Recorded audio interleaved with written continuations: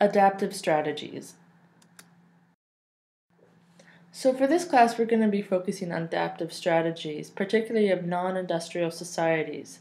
But before we begin, I need to first talk about cultural ecology. Now, cultural ecology is the interrelationships between people and the environment. It's about the sort of cultural variation, so the variation in the diversity of cultures found as in the adaptation to environmental circumstances. It is through this adaptation to the environmental conditions that a society structures itself. So cultural ecology is really on the way people in a particular environment use cultural means to survive in that environment. Because what happens is that the environment that a particular community is living in places limitations and provides possibilities. So a lot of how, different communities develop their culture, so that means their beliefs, their art, to even their social structures, are also very much related to environment, the ecological environment that they are living in and have to survive in. So it places both limitations and provides possibilities. But it's also important to state that even with, while we're looking at, especially in this lecture, about environmental factors affecting culture, it's not to say that environment completely determines culture. There's other factors as well that determines culture, but it is important to say the local environment that a community is in does play a very strong role. And that gets into sort of our small conversation about social evolution. So what I'm talking about really is looking at how human societies and their culture have evolved due to the environment that they have been living in. So one way to look at it is through specific evolution. So that's the adaptive processes in a particular society, in a particular environment. So it changes. So it's about really looking at how this one particular society has adapted and survived in the environment that they are living in. So it's really focusing on the specifics of that community. Multilinear evolution, though, looks at sort of the broader scope of how cultures have followed different lines of development, particular to each environment. So if you're looking at sort of environments such as very intense environmental conditions, like living on an island with few resources, or looking at, living in the desert where there's a dry season and a wet season, to even looking at, environmental conditions in the United States, particularly for Native Americans, you're looking at sort of how these environments have affected those communities within them. So kind of looking at it at a broader scope, but really still paying attention to that environment and how the environment plays a role in that. And this gets into what we're going to be talking about for this whole class, which is strategies of adaptation, which are the adjustments that individuals make to obtain and use resources to solve immediate problems. So it's really about how people adapt to their environment. So for this class, we're going to be talking about adaptive strategies in non-industrialized societies. And adaptive strategies describes a society's main system of economic production.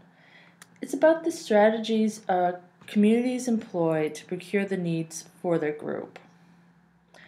And it looks at how society is adapted to its environmental conditions and how it has sustained itself. So for this class, we're going to be looking at 4 adaptive strategies: foraging, horticulture, agriculture, and pastoralism.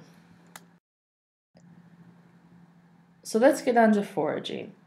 Until about 12,000 years ago, pretty much all human society were foragers. You can also call them hunter-gatherers, but that's kind of an antiquated term, and the more sort of politically correct term is foragers. And foragers survived in places where cultivation was not practical to the environment. So if you think, before 12,000 years ago, we were still living in extreme environmental conditions. such as, in the Ice Age, right? It's not very feasible for individuals living in those really intense environmental conditions to be able to stay in one place for long and to have a dependable crop as what you would need for agriculture. So you, in fact, really need to move around to survive. Now, there are still foragers today, and what's important about foraging is that food getting is dependent on naturally occurring resources, plants, and animals. So that means that these communities are they're not modifying the landscape, meaning that they're not planting in the sense of like taking down trees and burning off grasses and growing plants, to even, domesticating goats and chickens and then keeping them to live off their meat or their other products. And foraging societies, are very much defined by being rather small, because if you're moving all around, it's very hard to sustain a very large population. And so it's usually around a few hundred people related by kinship and marriage. And we'll be talking about kinship and marriage in the weeks coming up. Again, it's very much a mobile lifestyle, so there are no permanent settlements. Meaning also that there's no sort of land ownership, so there's no idea of private property. What also defines foraging is being sort of very egalitarian, so little bit of social stratification. In fact, women play a very prominent role in foraging community because they usually bring 2/3 of the food home, because they're off every day, like foraging for plants and small animals, whereas the men, usually are the ones who are putting the resources to hunting bigger game. But it's the women who usually provide 2/3 of the food for that community. Foragers still exist today, but unfortunately they've had to exist within the nation state, and that have had to sort of transform due to outside political, social, and environmental forces. And many have been forced into very marginal areas and have suffered the consequences because of it. I have a picture in the corner of the Kung San. The Kung San are a foraging mobile group located in the Kalahari Desert. And the Kalahari Desert spreads across 3 states, so Namibia, Botswana, and Angola. And the problem with what's going on for the Kung San is that they're losing a lot of their natural territory due to development, especially due to the transformation by the states of the desert into making it more pastoral lands, and that then loses territory for the natural wildlife that's there, so that's the Kung San's major food source, as well as polluting river streams as well. So the Kung San have been forced by many of these states to go into permanent settlements, so kind of in a sense a camp. And a lot of them have lost their nomadic lifestyles, and they face problems losing their traditional lands by these states and by also cattle ranching peoples.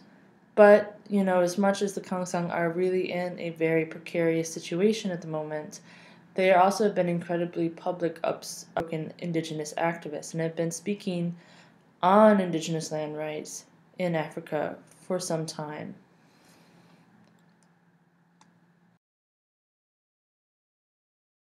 So now, moving from foraging, we're really getting into the group of food production.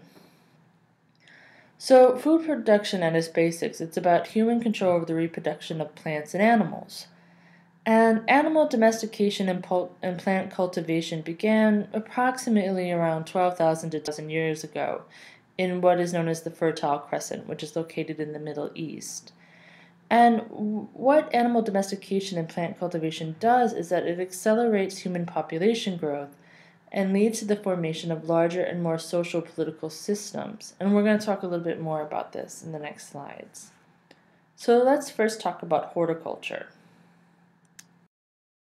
So, horticulture. Horticulture is the non-intensive cultivation of plants that involves shifting cultivation. So it's about not cultivating plants every year and letting the fields lay fallow for lengths of time. So letting the fields lay barren, so not planting anything in the fields. And it's growing crops of all kinds with relatively simple tools and methods. So it's not using, large scale farming equipment, instead, using very sort of like hand tools, especially sharpened sticks, hoes, spades, knives, axes, and then also slash and burn method of burning off grasses and wood so that the ground can be used to be cultivated. And it's a little use of fertilizers and little effort, if any, towards increased supply of water to the fields. But with horticulture, you do have a little bit more stable source of food. So the size of the settlements are larger than foragers. And again, more stable sources of food available. And horticulturalists tend to aggregate into villages because there's a larger population. It's a little bit more permanent, meaning that people are staying in one location for at least for a length of time. Maybe not as long as what agriculturists do, which is for generations, but they are staying for a little bit of time in these places as they're cultivating their plants. They might move again to another place to then start up cultivating plants there.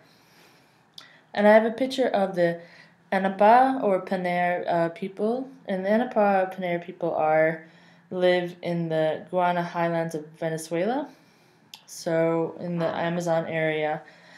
And they use horticultural methods. They particularly use the slash and burn methods. However, due to the political instability in that area, as well as the height of the drug trade, their traditional way of life has also been very much threatened.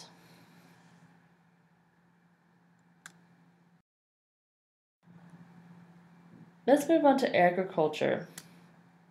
So agriculture is the intensive and continuous cultivation of plants and animals. And it employs a variety of techniques to enable the cultivation of permanent fields. So these are fields that are going to be here for generations to come.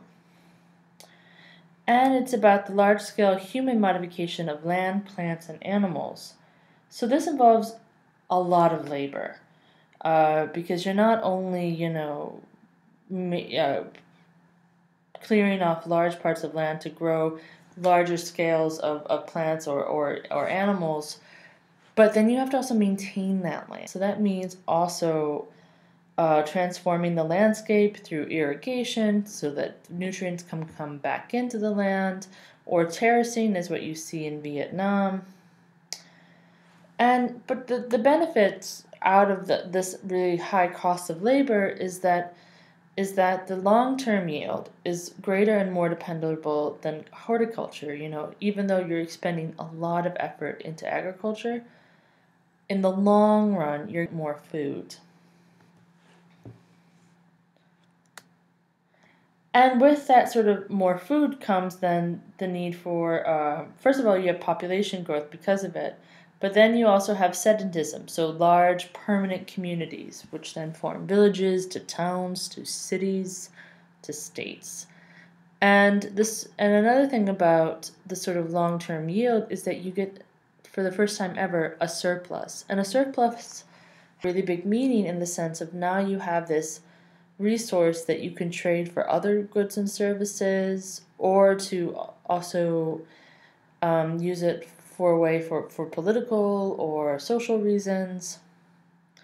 Again, though, the cost of labor is considerable, though. So you do need to have to not only labor in the fields, but then you need to also expend labor in order to manage all these fields and manage all the people who are trying to work on these fields, as well as manage the communities that live side by side of each other. So then you need to then have a source, a political sort of governing source to regulate relations.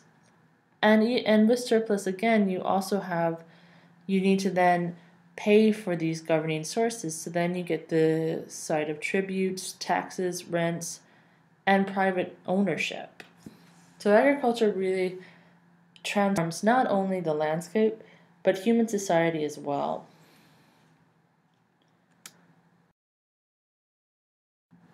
The last one I want to talk about is pastoralism. Now, pastoralist societies are those in which a sizable proportion of their subsistence is based on the herding of animals within a set of spatially dispersed natural resources, particularly water. So for pastoralists, they're most of the time traveling with their herds from one large water source to the other large water source, because usually they're living in environments where the water source is not always permanent. And they supplement their diet. So they live off their herds. They live off the meat, off the milk, off the wool, off the hides of their herds. But again, it doesn't provide all of their nutritional needs. So then they need to then supplement their diet through trading, cultivating, and foraging. There are two different types of pastoralism commonly. And the first one is pastoral nomadism, which is the entire group moves with the animals throughout the year. So the whole family, children and wives, move with the herd. Transhumance is where a part of the group, mostly usually young men, move with the herd, so through the dry season to the wet season. Another thing that's really important is that pastoralists really have a relationship with culturalists, because they need to, get those sort of plant resources that they can't get while they're traveling with their herds. But then at the same time, agriculturalists need, these sort of animal resources that the pastoralists have. So there is very much a working relationship. Now I have a picture of the Nuer people in the corner, and they have been traditionally pastoralists.